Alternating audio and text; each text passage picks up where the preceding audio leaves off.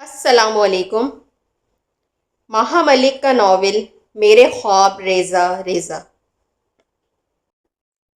Hello, ہاں بھائی کہاں گم ہو؟ وہ زینب کی آواز پہچان کر بولی۔ کتنے دن سے منتظر ہوں تمہاری کہ شاید تم خود ہی ملنے آ جاؤ، مگر نہیں بھائی، باقاعدہ دعوت کی ضرورت ہے محترمہ زینب احسن ایاز کو۔ ہاں؟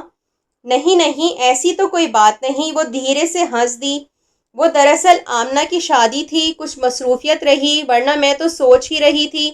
اچھا، شادی ہو گئی آمنہ کی؟ چلو اچھا ہوا، یہ قصہ بھی پاک ہوا۔ خیر اب بتاؤ کیا ارادے ہیں؟ آج کوئی خاص مصروفیت تو نہیں ہے؟ آج وہ سوچ میں پڑ گئی۔ نہیں، مصروفیت تو کچھ خاص نہیں ہے، چھٹی کا دن ہے، بس تو پھر میں ڈرائیور بھیج رہی ہوں، آ جاؤ۔ اس کا انداز قطعی تھا، ابھی فوراً۔ اس نے احسن سے سرے سے کوئی تذکرہ ہی نہ کیا تھا، گھبرا کر بولی۔ میں نے تو احسن سے پوچھا نہیں۔ ہیں؟ فارحہ بھننا گئی۔ بھلا اس میں اجازت طلب بات کون سی ہے؟ مجھ سے ملنے ہی تو آ رہی ہو، بتا دو۔ میں پھر لاہور چلی جاؤں گی ایک آدھ روز میں، پتہ نہیں نصیب میں کب ملنا ہو سکتا ہے اسی سال مستقلاً لندن شفٹ ہو جائیں ہم لوگ، سن رہی ہو نا؟ ہاں ہاں، بس تیار ہو جاؤ، آدھے گھنٹے میں میرا ڈرائیور آ رہا ہے۔ اس نے کھٹ سے فون بند کر دیا۔ زینب بے بسی سے ریسیور کو دیکھ کر رہ گئی۔ چھٹی کا دن تھا، احسن سارا دن گھر پر ہی رہتا تھا، وہ کہیں جانے کا نام لیتی تو بات اگلے روز پر ٹالنے کی کوشش کرتا تھا۔ یہ دن وہ خاص الخاص زینب کے ساتھ ہی گزارنے کا متمنی رہتا تھا۔ یار پورے 6 دن کے بعد یہ ایک قیمتی دن آتا ہے، پورے 6 دن کیسے گزرتے ہیں تم شاید اندازہ نہ کر سکو۔ اس دن تو کہیں جانے کا نام نہ لیا کرو، آدمی گھر پر ہی نہ ہو تو ورکنگ ڈے اور ہالی ڈے میں کیا فرق رہ جائے گا؟ تمہیں جہاں جانا ہے کل شام لے جاؤں گا، پرومس۔ وہ ہمیشہ یہی بات کرتا تھا، خود زینب بھی اس بات کا احساس کرتی تھی۔ اس دن ہر مصروفیت بالائے طاق رکھ کر وہ فارغ تھی، اس کے آس پاس پھرا کرتی۔ اب اچانک ہی فارحہ کے فون نے اسے کوفت میں مبتلا کر دیا۔ ابھی تو وہ سو کر ہی اٹھی تھی، آدھے گھنٹے کے شارٹ نوٹس پر اب بھلا کس طرح سارے کام سے فارغ ہو کر تیار ہو پاتی؟ لیکن فارحہ بھی اپنے نام کی ایک ہی تھی۔ شادی نے اس کی طبیعت پر کوئی خاص اثر نہ چھوڑا تھا، وہی ضدی پن، وہی تحکم سے بھرپور انداز۔ وہ سوچتی ہوئی سیڑھیاں چڑھ کر اوپر آ گئی۔ احسن ٹی وی آن کیے لیٹا تھا، اسے دیکھ کر قدرے سیدھا ہوا۔ کہاں گم ہیں عالی جناب؟ منہ دھوئے بغیر ہی محلے کی سیریں ہو رہی ہیں، خالص عورتوں والا کام۔ زینب مسکرا دی، پھر کچھ کہے بنا اس کے قریب جا کر بیٹھ گئی۔ احسن نے اطمینان سے اپنے پیر اس کی گود میں رکھ دیے۔ ٹی وی دیکھتے ہوئے یہ اس کا خاص انداز ہوا کرتا تھا۔ چائے بنا دوں؟ بنا دینا، جلدی کیا ہے؟ وہ میچ کی جھلکیوں میں گم تھا۔ وہ احسن بات سنے نا، اسے عجیب سی جھجک محسوس ہو رہی تھی، چونکہ وہ ہر بات میں اس کے جذبات کا بھرپور خیال رکھتا تھا۔ زینب بھی اس کے نازک احساسات کا پاس رکھنے کی ہر ممکن کوشش کیا کرتی تھی۔ پورے دن اس کے لیے اسے اکیلے چھوڑ کر جانے کا خیال اسے خود تکلیف دے رہا تھا۔ ہاں کہو، اس نے ریموٹ سے آواز کم کی۔ کوئی خاص بات؟ فارحہ کا فون تھا، اس نے آج مجھے انوائٹ کیا ہے اپنے گھر، میرا مطلب ہے پورے دن کے لیے، پھر وہ چلے جائے گی لاہور اپنے سسرال۔ اچھا، وہ قدرے سوچ میں پڑا۔ تو شام کو چلی جانا یار، میں کیا سارا دن مکھیاں ماروں گا؟ اس نے تو ڈرائیور بھی بھیج دیا ہے، بس پہنچتا ہوگا، وہ ڈرتے ڈرتے بولی۔ احسن نے بدمزگی سے منہ بنایا۔ ڈرائیور کی پخ ضروری تھی، میں چھوڑ آتا۔ اس کا موڈ قدرے خراب ہوا تھا۔ میں نے تو نہیں کہا تھا، اس نے خود ہی شو مارنی ضروری سمجھی۔ احسن نے اس کا جملہ مکمل کر دیا۔ خیر جانا چاہتی ہو تو ضرور جاؤ، اور آپ؟ میری بھی دعوت ہے، اس نے انجان بن کر پوچھا۔ میرا مطلب ہے سارا دن میں نے تو کھانا بھی نہیں بنایا۔ وہ سخت الجھن کا شکار تھی۔ احسن نے چند لمحے بغور اسے دیکھا، الجھی بکھری بکھری، ڈری ڈری، وہ عجیب کشمکش کا شکار تھی۔ محض اس کی ناراضگی کے خیال سے وہ بے ساختہ مسکرا دیا۔ ارے بابا جاؤ، جا کر تیار ہو جاؤ، میری فکر چھوڑو، میں کوئی دودھ پیتا بچہ تو نہیں ہوں۔ اکیلے رہ لیں گے؟ اس نے بھول پن سے پوچھا۔ وہ ہنس دیا۔ ڈر تو لگے گا، خیر رہ لوں گا۔ ارے محترمہ، فکر اندیش، جائیے تیار ہو جائیں، میں سب کچھ کر لوں گا۔ زینب بے ساختہ مسکرا دی۔ احسن کے انداز نے اس کے دل کا بوجھ ہلکا کر دیا تھا۔ شکریہ احسن، آپ واقعی بہت اچھے ہیں۔ کچھ دیر تک اسے دیکھتے رہنے کے بعد وہ بڑی محبت سے بولی تھی، دیکھو مجھے مجبور نہ کرو کہ میں اپنا فیصلہ یکدم بدل دوں۔ وہ مسکرایا، یوں بے ایمان نہ کرو۔ وہ ہنستی ہوئی اٹھ کر کمرے میں چلی گئی۔ فارحہ بھی آخر اس کی ہی دوست تھی۔ 12:15 بجے وہ اسے ناشتے کی میز پر ملی۔ بھاپ اڑتی گرم گرم چائے کی پیالی سامنے رکھے وہ ہاتھ میں تھامے ٹوسٹ کا آخری نوالہ لے رہی تھی۔ ادھر ہی آ جاؤ زین، وہ نوالہ منہ میں رکھ کر ہاتھ جھاڑنے لگی۔ میں چائے منگواتی ہوں۔ زینب اس کے پاس جا کر بیٹھ گئی۔ محترمہ ابھی ناشتے سے بھی فارغ نہیں ہوئی اور مجھے بلوانے کی اس قدر جلدی تھی؟ وہ قدرے خفگی سے بولی۔ قسم سے احسن کو ایک پیالی چائے بھی بنا کر نہ دے سکی، اس قدر عجلت میں تیار ہو کر آئی ہوں۔ فارحہ مسکرا دی، تو بابا دے دیتی بنا کر چائے کی پیالی اپنے سرتاج کو، اب میں نے یہ تو منع نہیں کیا۔ کیسے دیتی؟ تمہارا ڈرائیور جو سر پر سوار ہو گیا تھا تو کھڑا رہتا ڈرائیور، تمہیں اس کا اتنا احترام کرنے کو کس نے کہا تھا؟ فارحہ نے خالی کپ میں چائے ڈال کر اس کے آگے سرکائی، اور سرتاج اتنے نازک ہیں کیا؟ چائے کا ایک کپ بنا کر نہیں پی سکتے؟ منہ تک بھی تم ہی لے کر جاتی ہوگی کپ۔ ارے نہیں، احسن تو قسم سے بہت اچھے ہیں، آئیڈیل شوہر ہیں۔ چائے کیا، وہ تو کھانا تک بنانے پر راضی تھے، بلکہ بنائیں گے۔ زینب نے فوراً وکالت کی۔ او ہسبینڈ کم کوک؟ فارحہ ہنسی۔ چلو پھر تو بہت اچھا ہے، بیوی کو آرام رہتا ہے۔ فیصل تو مجھ سے ذرا سے کم ہی ہیں پھوڑ پن میں، بھول پن سے پوچھتے ہیں یہ ٹوٹ تو نہیں جائے گا؟ ڈال دوں؟ وہ اپنی ہی بات پر بے تحاشا ہنسی تھی۔ زینب بھی مسکرا دی۔ اور دیکھو ایک بات گرہ سے باندھ لو، یہ شوہروں کو زیادہ سر پر چڑھاؤ تو بہت جلد تگنی کا ناچ نچانے لگتے ہیں۔ احسن سے پوچھا نہیں، احسن سے اجازت نہیں لی، احسن مائنڈ نہ کر جائیں، فولش۔ ایسی باتیں ابھی سے کرو گی تو احسن گیس کا غبارہ بن جائیں گے جو اوپر ہی اوپر جاتا ہے۔ ارے بھائی میں کہتی ہوں ضرورت ہی کیا ہے اتنی ناز برداریوں کی؟ بس اطلاع دو کہ میں فلاں جگہ جا رہی ہوں، فلاں وقت لوٹوں گی، اور بس شروع سے ہی یہ رویہ رکھو تو آگے تکلیف نہیں ہوگی۔ ان شوہروں کو اس اطاعت گزاری کی عادت اگر پڑ جائے تو پھر ساری عمر بندریا بنائے رکھتے ہیں بیوی کو، ڈگڈگی پر نچاتے رہتے ہیں، اور شروع میں تو عورت کو بندریا بننا بھی اچھا لگتا ہے۔ سمجھتی ہیں میرا شوہر بہت پیار کرنے اور خیال رکھنے والا ہے، لیکن جیسے جیسے وقت گزرتا ہے اسے گلے میں بندھی ڈور چبھنے لگتی ہے، تکلیف دیتی ہے، شادی سے پہلے کی آزادی یاد آتی ہے، اور شوہر کا لونگ اور کیئرنگ ہونا دنیا کا سب سے بڑا مذاق لگتا ہے۔ ایسے ہمنکوں کی طرح کیا دیکھ رہی ہو؟ کچھ عقل شریف میں سما بھی رہا ہے یا نہیں؟ نہیں فارحہ، تم غلط سمجھ رہی ہو، اس نے فارحہ کو سمجھانے والے انداز میں کہا۔ احسن ایسے نہیں ہے، وہ تو میرا بڑا خیال کرتے ہیں، ہر بات میں میری ہی خوشی کو مقدم جانتے ہیں۔ وہ اجازت لینے والی بات تو میں نے یوں ہی کہہ دی تھی، ورنہ مجھے ان کی اجازت جانب سے کھلی آزادی ہے، کوئی روک ٹوک نہیں۔ ارے بابا میں تو نہیں کہتی کہ احسن بھائی ایسے ہیں، میں تو عام سی بات کر رہی ہوں، سارے شوہروں میں ہمارے اپنے شوہر بھی تو آ ہی جاتے ہیں۔ وہ بات ختم کرتے ہوئے اٹھ کھڑی ہوئی۔ چلو میرے کمرے میں چلتے ہیں، میں ماسی حفیظہ سے کھانے کا کہتی ہوں، کیا پکواؤں تمہارے لیے؟ چلو میں خود ہی مینیو تیار کرتی ہوں، آج کا تم میرے کمرے میں چلو۔ فارحہ اتنا زیادہ بولنے لگی تھی کہ اپنے سوالوں کے جواب بھی وہ خود ہی دے لیا کرتی تھی، سامنے والا منہ کھول کر رہ جاتا تھا۔ فیصل بھائی ٹھیک ہی تو کہتے ہیں، اس کے کمرے کی سمت جاتے ہوئے زینب نے سوچا اگر وہ بولنا بھول رہے ہیں تو حق بجانب ہیں۔ اسے اپنی سوچ پر ہنسی آ گئی۔ فارحہ کا کمرہ وہی تھا جو شادی سے قبل اس کے زیر استعمال تھا، وہاں چند چیزوں کا اضافہ ضرور ہوا تھا، لیکن سیٹنگ وہی پرانی تھی۔ زینب بیڈ پر بیٹھ کر کمرے کا جائزہ لینے لگی۔ ہر جانب فارحہ کے کپڑے بکھرے ہوئے تھے، ڈریسنگ ٹیبل اور کارپٹ پر جا بجا چھوٹے اور بڑے ڈبوں کا ڈھیر تھا، شاید فارحہ نے حال میں ہی شاپنگ کی تھی۔ سائڈ ٹیبل پر فارحہ کی شادی کی تصویر تھی جس میں وہ فیصل کے ساتھ بیٹھی تھی۔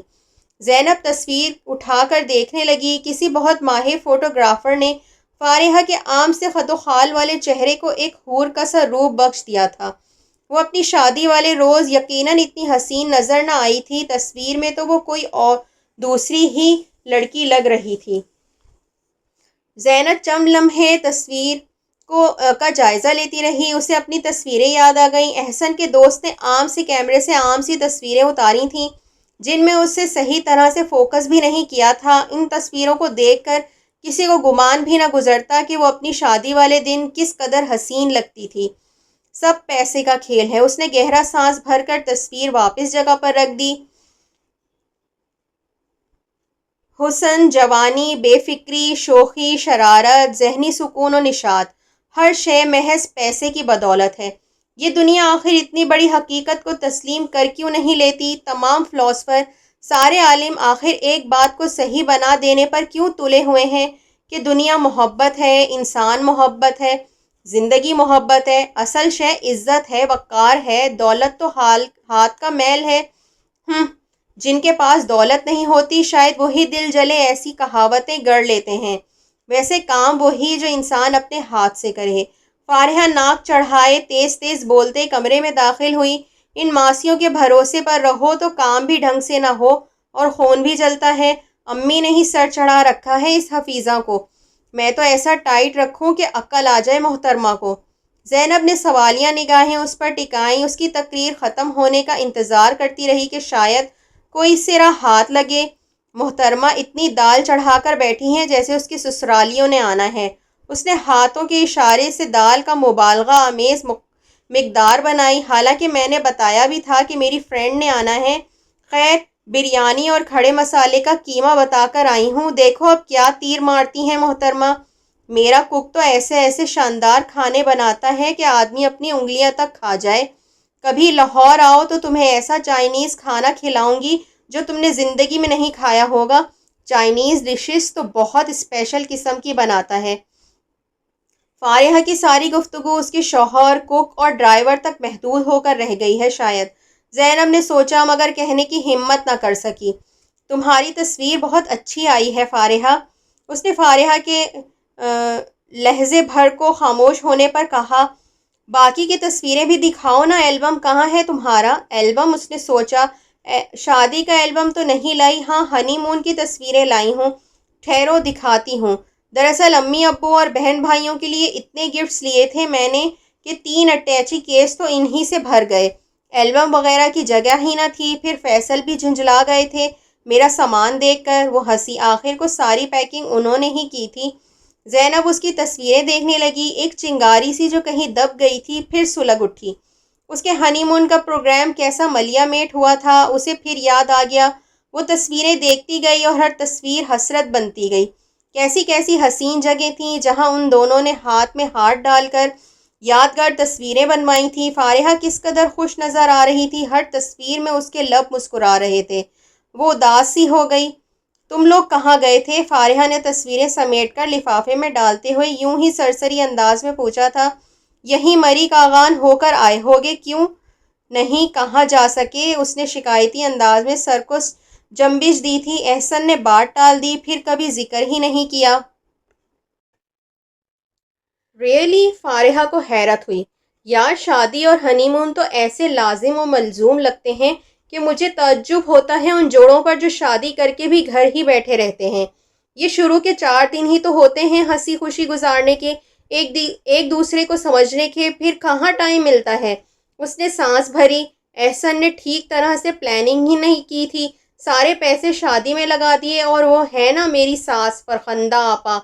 اس کے لہجے میں تلخی گھل گئی۔ نصیحتوں کی پوٹلی کچھ انہوں نے کان بھر دیے احسن کے۔ تمہاری ساس؟ فارحہ نے تعجب سے اس کی صورت دیکھی۔ اچھا وہ تمہاری مالک مکان، ان کا اتنا عمل دخل ہے تمہاری پرسنل لائف میں؟ کیوں بھائی؟ زینب کا دل پہلے ہی ان کی جانب سے میلا تھا۔ فارحہ کے جملے نے جیسے جلتی پر تیل کا کام کیا۔ اس نے ان کی کافی برائیاں کی، احسن کے خیالات پر ان کا کتنا کنٹرول تھا یہ بھی بتایا۔ یار دیکھو سیدھی سی بات ہے، میں نے تو کبھی اپنی سگی ساس کو اتنی لفٹ نہیں کرائی کہ وہ مجھے صحیح اور غلط میں فرق بتاتی پھرے۔ بھائی میرا اپنا پوائنٹ آف ویو ہے کہ میں کس چیز کو ٹھیک سمجھتی ہوں کس کو غلط۔ یہ بات میں نے شروع دن سے ہی فیصل سے بھی کلیئر کر رکھی ہے۔ تم ان کی اتنی پرواہی کیوں کرتی ہو؟ جو تمہارا دل جلے، جو چاہتی ہو کرو، جیسے رہنا چاہتی ہو رہو۔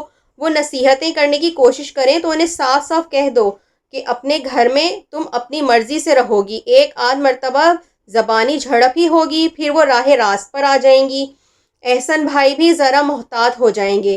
وہی دو ٹوک انداز تھا فارحہ کا جس پر زینب کو بار بار رشک آتا تھا۔ تم جانتی ہو میں ایسا کر ہی نہیں سکتی، اس نے مایوسی سے سر ہلایا۔ پھر بھگتو، اس نے کاندھے اچکا دیے۔ اور پھر تمہیں کرنا ہی کیا ہے، کرائے کا گھر ہے تبدیل کر لو، تمہاری جان اس ایریا سے بھی چھوٹے گی اور فرخندہ آپا کی غیر متوقع چھاپوں سے بھی۔ یہ مشورہ تو میں تمہیں پہلے بھی دے چکی ہوں، گھر تبدیل کرنے کی بات کی تھی میں نے احسن سے، زینب آہستگی سے بولی، لیکن انہوں نے تو بیگ جنبش سر رد کر دیا تمہارا کہا۔ فارحہ نے استحائزہ انداز میں اس کی بات کاٹتے ہوئے اسے بغور دیکھا۔ وہ کہتے ہیں فارحہ، گھر انسان کا اپنا ہو تو وہ اس کے ارد گرد کے حسن کے متعلق حساس بھی ہو، کرائے کا گھر کا کیا ہے، کہیں بھی ہو۔ انہوں نے کہا جب بھی اپنا گھر لیں گے اچھے سے علاقے میں لیں گے۔ یا خدا، فارحہ نے دونوں ہاتھوں سے سر تھام لیا۔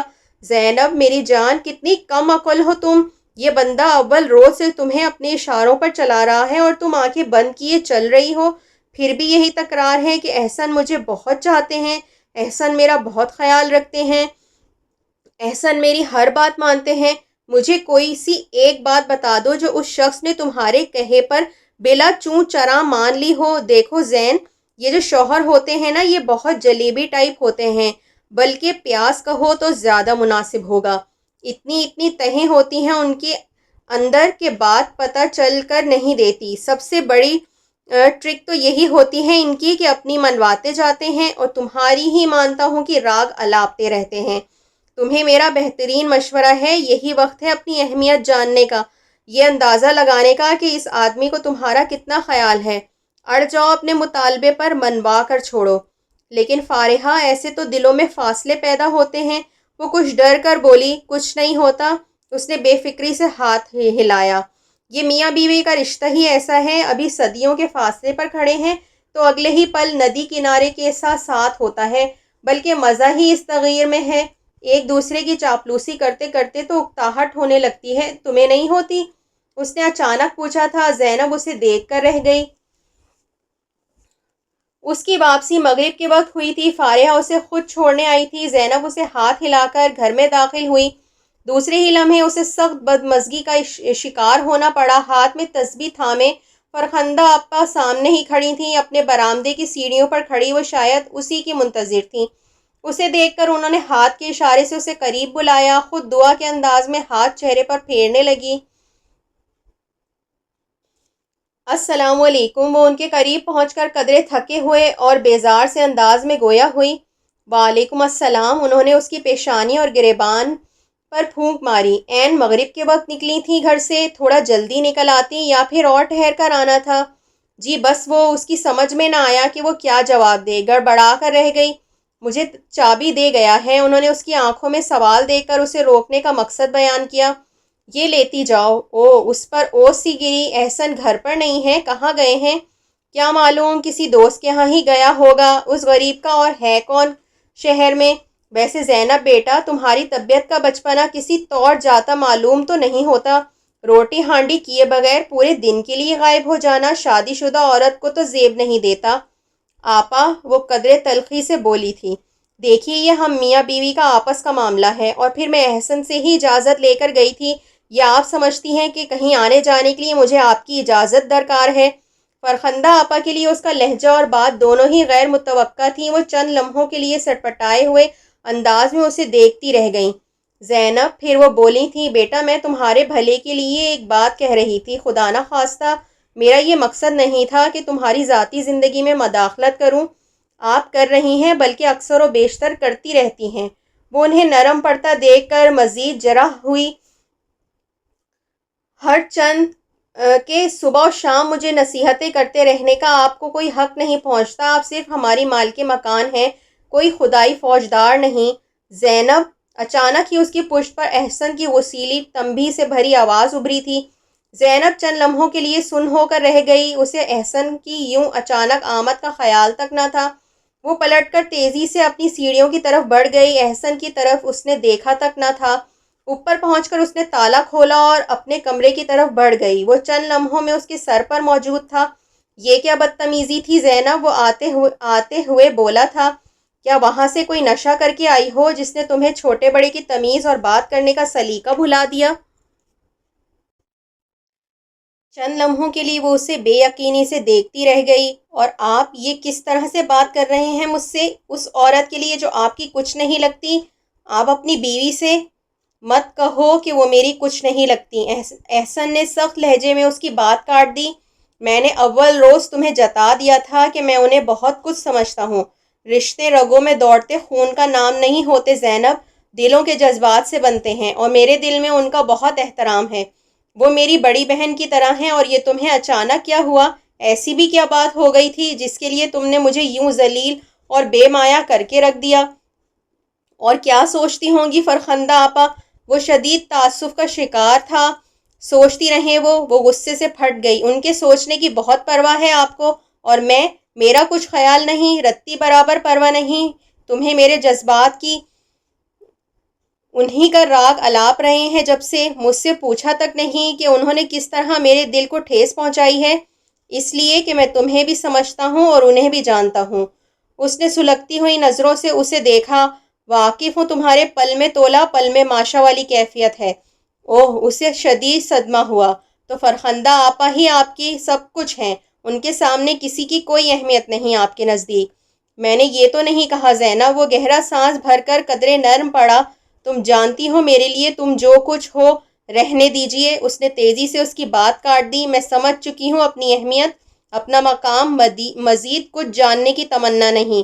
اپنے کپڑے اٹھا کر وہ باتھ روم میں بند ہو گئی۔ پھر رات کو اس سے کوئی بات کیے بنا وہ دوسری جانب کروٹ لے کر سو گئی تھی۔ زینی، او زینو، احسن نے بڑی آہستگی سے اس کے بالوں میں انگلیاں چلا کر اسے جگایا تھا۔ زینب کی آنکھیں کھل گئیں لیکن وہ سوتی بنی رہی۔ کہتے ہیں میاں بیوی کو اپنے تمام جھگڑوں کا تصفیہ رات سونے سے قبل ہی کر لینا چاہیے، تاکہ نیا سورج ایک ہنستی مسکراتی صبح کی نوید لیے طلوع ہو۔ دیکھو ہم دونوں نے کتنی بڑی حماقت کر ڈالی۔ ابھی تو زندگی کا آغاز ہوا ہے اور ہم نے ایک رات ایک دوسرے سے خفا رہ کر برباد بھی کر دی۔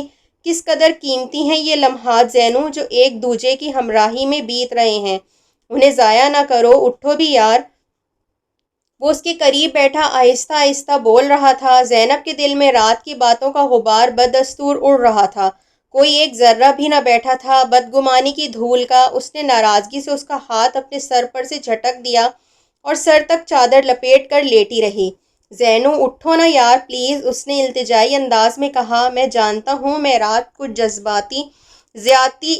کچھ زیادہ زیادتی کر گیا تمہارے ساتھ، لیکن رات کی بات رات کے ساتھ چلی جانے دو۔ دیکھو میں تمہارے لیے چائے بنا کر لایا ہوں، مسکرا کر شکریہ ادا کرو میرا۔ اس نے ٹون بدل کر شوخی سے کہا۔ اٹھ جاؤ نہ جانو، مجھے تنگ نہ کریں احسن پلیز، وہ جھنجھلا کر بولی۔ سر میں سخت درد ہے میرے، سونے دیجیے۔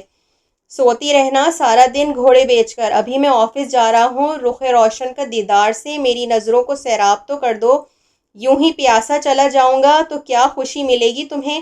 میرے چہرے میں ایسی کوئی خاص بات نہیں، ان کا چہرہ دیکھیں جن سے دلی جذبات وابستہ ہیں آپ کے، وہ ناراضگی سے بولی۔ احسن اس کی بات پر خاموش ہو کر رہ گیا۔ تھوڑی دیر میں وہ وہیں بیٹھا غالباً کچھ سوچتا رہا، پھر اٹھ گیا۔ میں جا رہا ہوں زینی، دروازہ بند کر لینا، آہستگی سے کہہ کر وہ کمرے سے نکل گیا تھا۔ وہ اس کے جاتے ہی اٹھ کر بیٹھ گئی۔ نیند تو رات کو بھی مشکل سے آئی تھی۔ اس وقت سر بھاری تھا لیکن اس سے سویا نہ گیا۔ عجیب سی کسک محسوس ہو رہی تھی، کسی خلش کا احساس ستا رہا تھا۔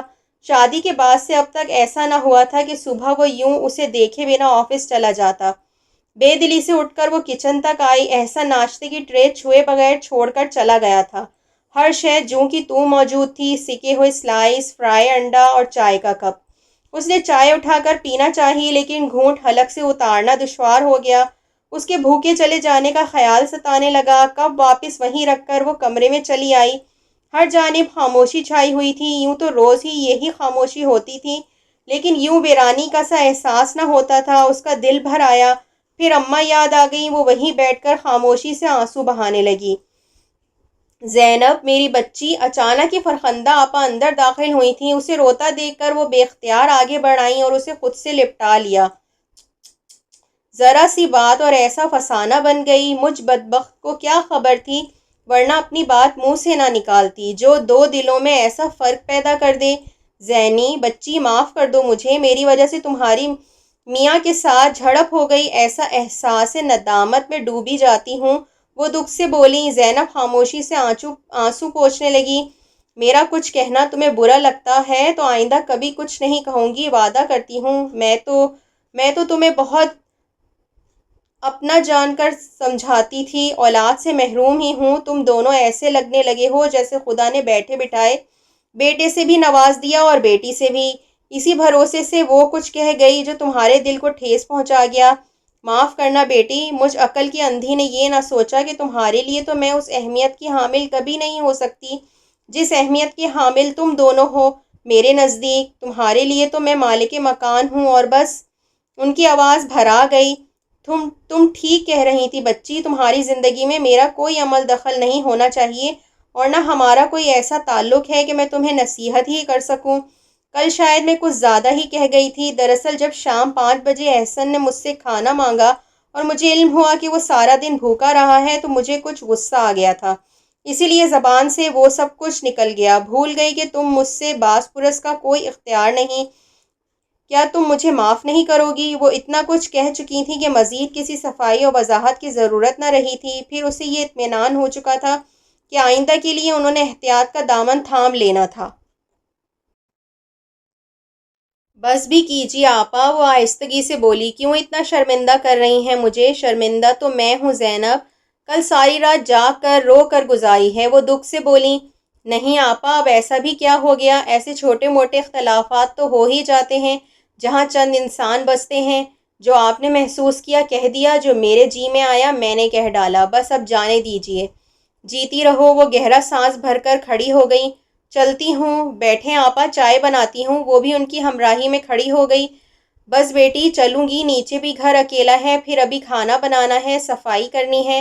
میں تو کچن سمیٹ کر پہلے تم سے ملنے چلی آئی تھی، دل ایسا بے قرار ہو رہا تھا، رہا نہیں گیا۔